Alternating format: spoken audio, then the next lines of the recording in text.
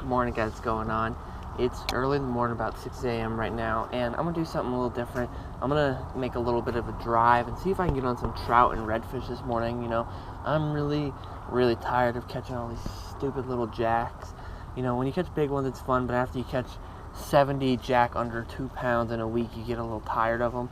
So I'm gonna see if I can get on some redfish and trout this morning. That's the plan. I'm sure I'll still catch jack and maybe I'll catch some snook, but the goal is I want to try to catch some redfish and trout. So we're going to work some grass and mangroves and see if we can get on some of those fish this morning. Do something a little different. It is such an insanely overcast morning right now. It's very foggy, and this is just one of my absolutely favorite times to fish right now. In trout, they bite very well in overcast conditions. I see a ton of fish feeding over to my left. I don't know if they're jack or what, but I'm probably going to pull over and start fishing now. But you know, this should be a good morning. I'm very hopeful that the bite can be good. It's very overcast. I got a little topwater tied on, a DOA cow swim bait tied on a 3-inch, and then a DOA shrimp as well. And DOA that just happens to be what I have. You can use whatever brand, it doesn't matter. But I'm gonna start throwing and see if I can get on some of these fish. And if they're jack, I might keep moving. If they're trout or reds, I might stay. You know, I don't know. But I'm gonna start throwing and get on some fish here. I'm excited. I'm really excited to do something a little different this morning. Oh, I just got thumped. That was my first actual bite I've had pretty much all morning.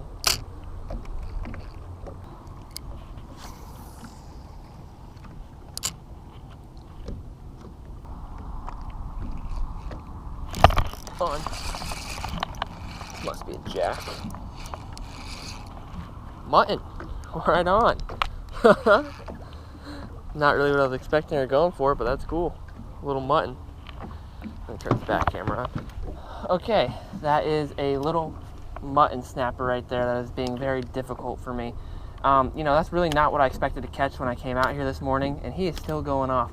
But they just are one of the most beautiful fish. I'm going to release him before he jumps out of my hand here.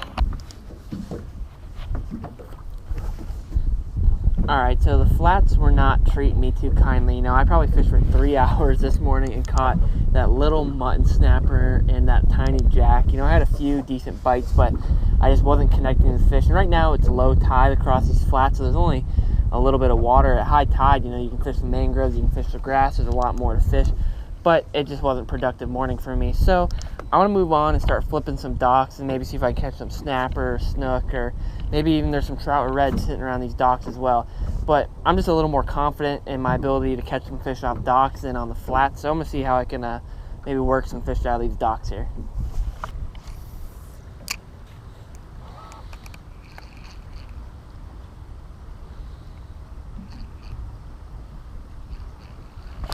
On. Oh, feels like a good fish. What do I got on? Snooky. Not nearly as big as I thought. Not even close as big as I thought, but he pulled very hard back at first, and I thought I had a good snook on under there, man. Oh, God. And there he goes. Alright. Well, there's a snook.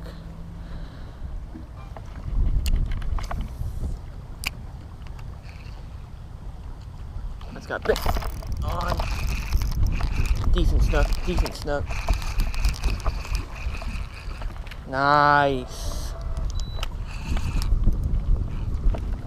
Where's he at? Oh, come on. Nice snook. Right on.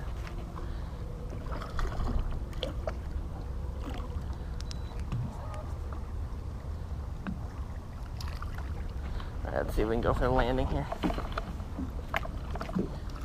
Wind's got me all sorts of messed up right now. Oh! He just came off right there. I was just trying to position my boat and pull it away from the dock so I wouldn't run into the dock when I was trying to land them.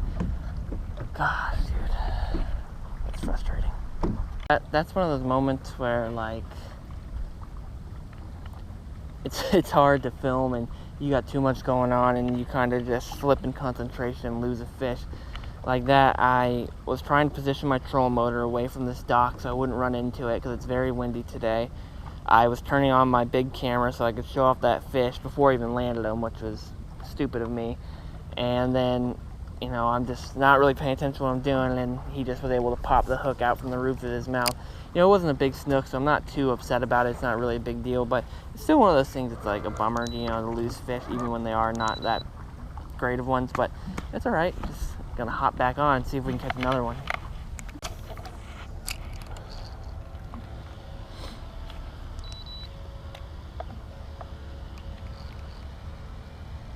It's got bit. Oh, get out of there. Oh, God. That was a big snook. Crap. He just so quickly got to that piling, and he bounced from one piling to another before I could even do anything. Gosh, dude. Dang, dude. That was... Oh. Got some really great current flow and some pretty decently clear water moving through here, so I feel good about this. You know, maybe we'll catch some snook or snapper. Who knows what we might pull up.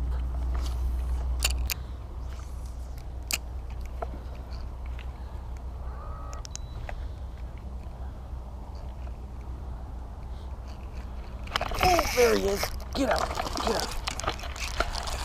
He smoked it. Snooky.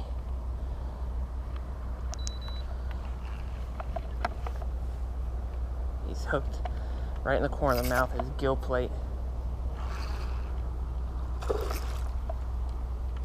Oh, dude, that's the third snook that's come off like that today.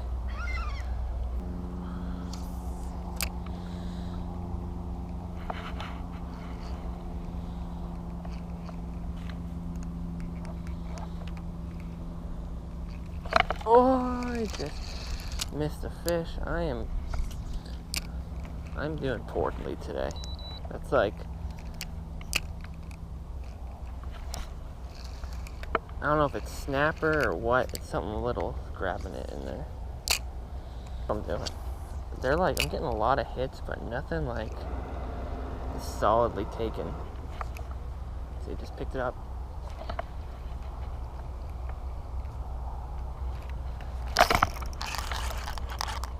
I think it's a big snapper. That it is. A very big snapper.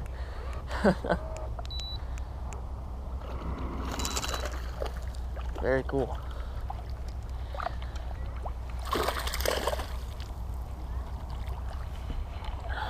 That's a big old snapper right there. Alright, that's a pretty big mangrove snapper right there for inshore. You know, I honestly thought it was a snook when it ate because it thumped it so well, but that's awesome. It's probably like a 12-inch mangrove snapper. The legal size on these is 10 inches, but you guys know me, I don't really keep anything. I like to conserve. So we are just gonna unhook this guy right here, let him go, and I'm gonna throw up in there and see if I can catch another one maybe. Look at this. He's not even, there's no hook in there anymore. He's just being mean and not wanting to let go of my shrimp. Let go, you jerk. Come on. There we go.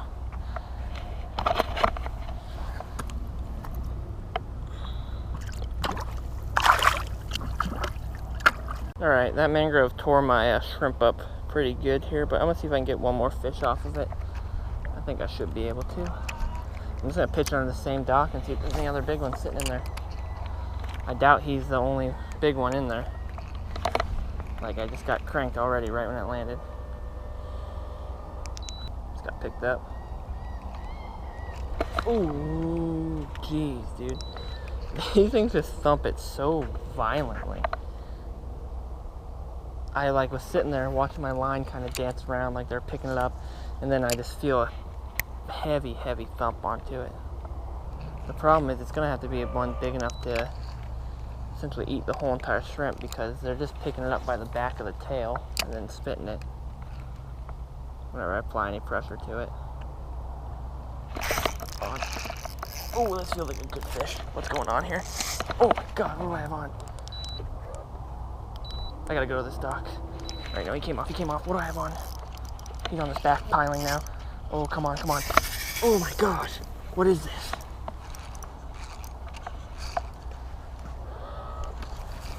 I really want to land this fish. This is looking bad, though. Oh god.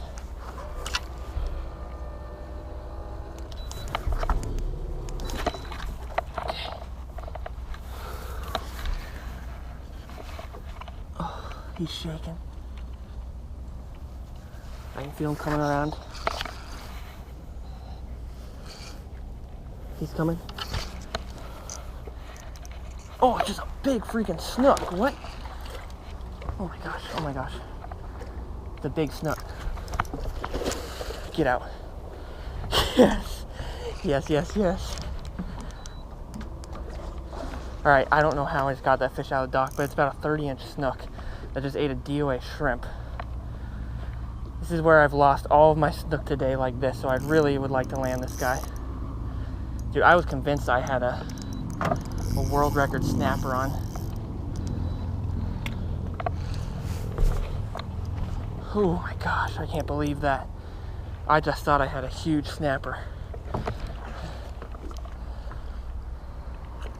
Look at that guy. Oh, come on. See if we can land this thing. This is where I've been struggling today. Oh, he came unhooked. Came unhooked. That is officially the biggest snook I've ever caught on a DOA shrimp right there. That is awesome. What the heck? Oh.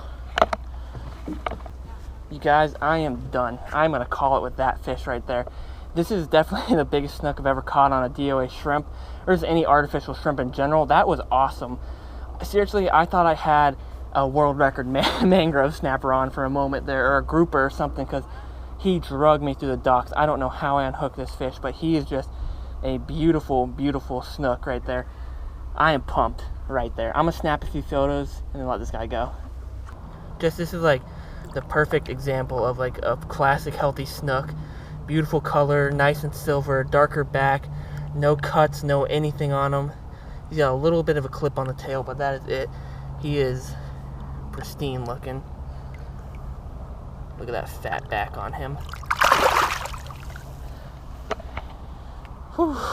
That just made my morning worth it, dude. Oh my gosh, grinding away and catching little snapper and losing a ton of little snook to finally land that really big one right there. I wouldn't say really big, but that was a great snook, and I don't know how this held up, dude. 30-pound fluorocarbon on here, and he was pulling me through those docks. I mean, I am so frayed. Unbelievable. I'll show you if you guys can, if the camera will even focus in on that. How frayed that line is right there. That was touch and go, because I knew my line was going to be really damaged from him being underneath that dock, and it's only 15-pound braid, 30-pound leader, and so I knew I couldn't put a lot of heat on him because he would just break me off, because I knew there'd probably be a fray in it after him running through the piling. And so it was just like I had to lightly apply pressure and pull him around that dock piling until he finally came out. And then once he was out, you know, I couldn't get him, really put much heat on him to stop him from going in the piling. I just had to very lightly pull him off of it, and I am so happy to land that fish. That is awesome. Yes. Alright, just for the sake of like what if, I'm gonna make another cast underneath this dock in the same spot and see if there is not a third fish in there that wants to eat. There is. Are you kidding me, dude? This is ridiculous. This is a little mangrove, but that's 3 fish. Alright, mangrove quick release. Alright, I am done. I figured I was going to quit while I'm ahead. I mean, that was very, very interesting turn of events right there, catching a nice snook out of that dock and catching a really nice snapper, then finishing off on a little snapper. I mean, it was just awesome, you know, and flipping docks like that, or skipping or pitching, whatever you want to call it, is one of my favorite, all-time favorite ways to fish. And I mean, that was cool, you know, I really didn't expect to catch that big snook. It's funny how things work out, where today, you know, I wanted to catch redfish and trout, and so I kind of drove out of my comfort zone where I'm used to fishing and wanted to fish somewhere different to catch some redfish and trout, and all I caught was snook and snapper, which, it's funny how that works, you know. Very interesting day. A mutton, a few mangroves, lost like 3 snook, and then landed that big one. And that's really one of the reasons I don't ever get mad about losing fish. You know, I can get flustered sometimes, but I'm never like, oh my god, I can't believe, like, because in my mind, you know, if you do that, you're going to psych yourself out, you know. So you gotta kind of take a breath, regroup, and say, all right, well, the next one I hook, I'm going to land that one, you know. And the next snook was a bigger one, and it connected. So, you know, you just got to kind of keep yourself calm and composed. And I think, you know, if I would have been all mad about losing 2 or 3 little snook. When I finally hooked that big one out, I probably would have freaked out and just not been able to think clearly, but I was able to land it. I'm happy about that. But super fun day, really random fish, kind of awesome. I hope you guys enjoyed today's video. I had a ton of fun. It was very strange, but I appreciate you guys. See ya.